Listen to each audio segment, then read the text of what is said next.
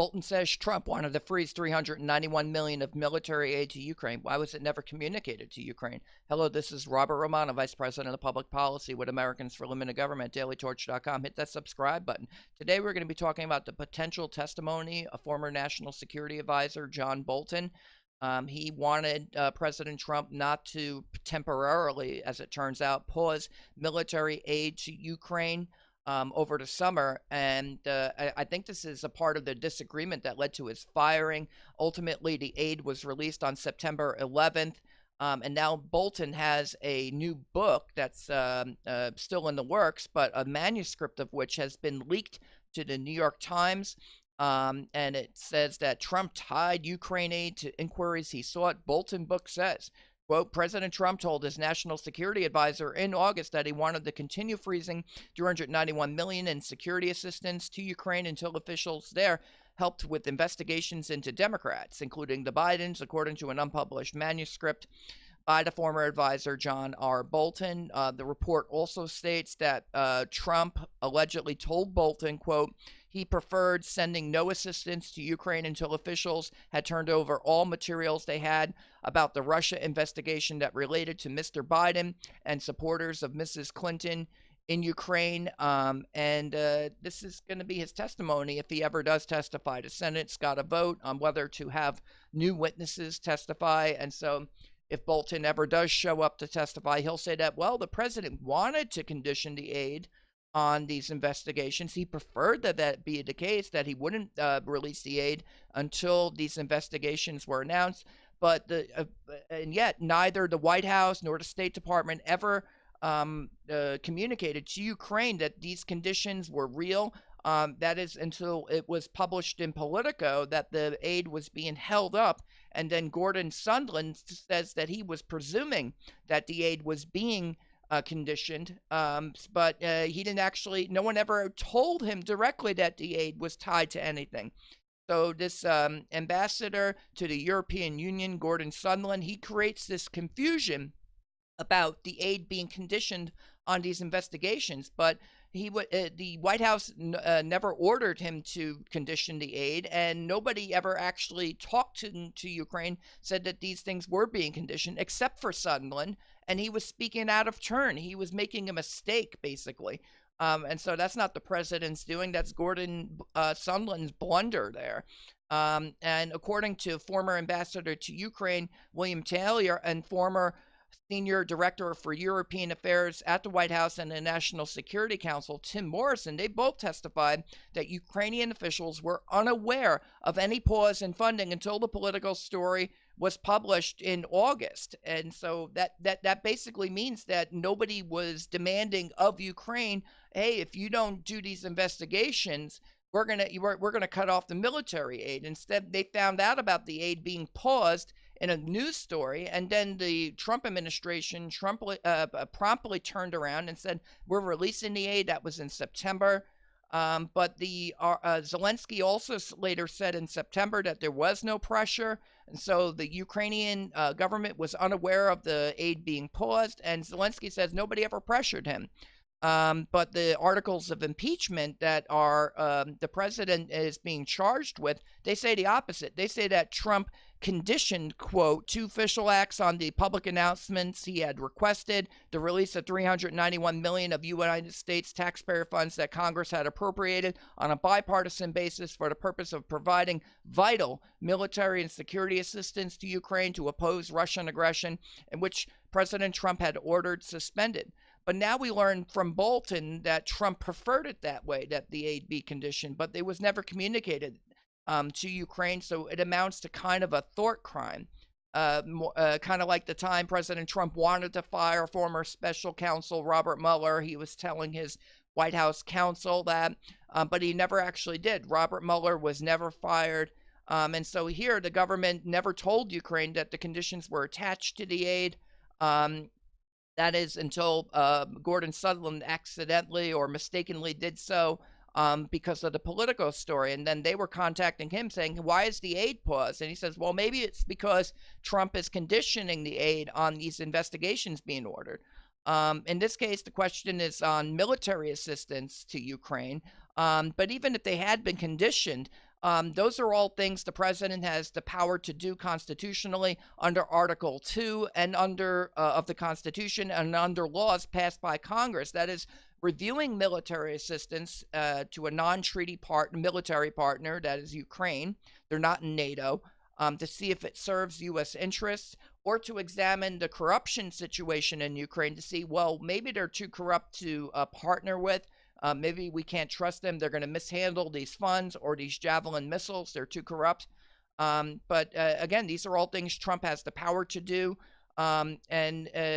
Because Ukraine is not a NATO partner, you have a civil war there, pro-Russian forces, pro-Ukrainian forces fighting one another. That could risk a wider regional war or a global one involving the U.S. and Russia and potential discharge of nuclear weapons, therefore raising national security concerns. So if this was going to result in a wider war, you would think that you'd want the president to have the flexibility to stop it from getting out of control, and holding back military assistance might be the way to do that. In any event, those are considerations that all presidents have the power to make to keep us out of World War III, basically.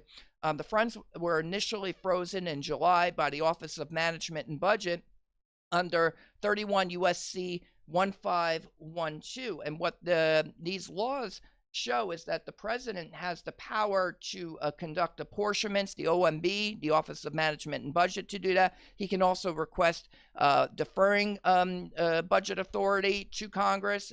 He can make a request to rescind budget authority. So while the president is considering such a rescission, he paused the military aid, he is probably considering whether or not to rescind it. Is he obligated to spend the money before it's due at the end of the fiscal year? While he's considering rescission, or can he tell OMB, put a pause on that? And with the apportionments power, the president does have the power to do that. He can request that the rescission occur, and in the meantime, he can request to OMB, put a pause on that. I'm thinking about rescinding it. Don't send them the money yet. And that's under the Impeachment Control Act, and also just the other 31 U.S.C. 1512. That gives the president the power to pause it and then to either request deferring it or rescinding it to Congress. And this had all occurred in context of a wider review of U.S. foreign aid spending. The articles of impeachment, however, do not consider this wider freeze to be constituting criminal conduct. But even pausing it, even if there was a dispute about whether the president could pause it, you would go to the federal courts to determine whether or not the president was executing the laws properly. It's up to the courts to apply the law, not Congress. Congress wants to remove president from office because they disagree with his policy decision. But in this case, if there's a policy disagreement between the executive and the legislative branches, this could have been resolved in federal court without any need for impeachment, and they could have even cured any infraction of law. But in any event, it was a moot point because by the time the fiscal year ended, President Trump had already told OMB to release the funds, and so it's a moot point. In any event, the president has discretion to ensure that all relationships with foreign governments, even treaties, continue to advance the administration's foreign policy agenda. Now, if Bolton were to testify, senators might want to ask him about his career of encouraging presidents to terminate treaties with foreign governments under the president's inherent Article 2 powers. This is the same unitary executive power theory that has given presidents the power to conduct impounding of funds until the Impeachment Control Act was adopted in 1974. Now, as far as treaty termination goes, Bolton was the one who encouraged then President George W. Bush to withdraw from the 1972 anti-ballistic missile treaty with the Soviet Union, which Bush did in 2002 after the Soviet Union had fallen. Then you have Russia. They're still enforcing the treaty. They say, no, we're going to leave the treaty. Now, the decision was justified in 2001 by the Justice Department, saying that presidents have the power to terminate treaties. And this goes all the way back to the 1793 Proclamation of Neutrality by George Washington, but it also cited other examples of suspending a mutual defense treaty with France when it went to war with Great Britain. That's the 1793 Proclamation of Neutrality, FDR's decision to rescind a treaty with Japan in 1939, and Jimmy Carter's withdrawal from the Mutual Defense Treaty with Taiwan in 1979. those were ample precedents for leaving treaties. You and Delahunty, who at the Justice Department, Deputy Assistant Attorney General John Yoo, and also Robert Delahunty, they write, quote, the president's power to terminate treaties must reside in the president as a necessary corollary to the exercise of the president's other plenary foreign affairs powers. As noted before, the president is the sole organ of the nation in regard to foreign nations. A president, therefore, may need to terminate a treaty in order to implement his decision to recognize a foreign government, or, for example, the president may wish to terminate a treaty in order to reflect the fact that the treaty had become obsolete, to sanction a treaty partner for violations, to protect the United States commitments that would threaten national security, to condemn human rights violations, or to negotiate a better agreement.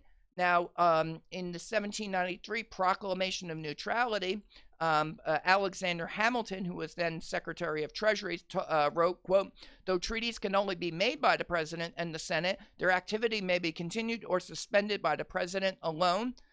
Bolton, for his part, he would later pen a op-ed with John Yoo in 2014, arguing for the unilateral withdrawal of the 1987 Intermediate Nuclear Forces Treaty with Russia, which President Trump did with John Bolton by his side in August of 2019.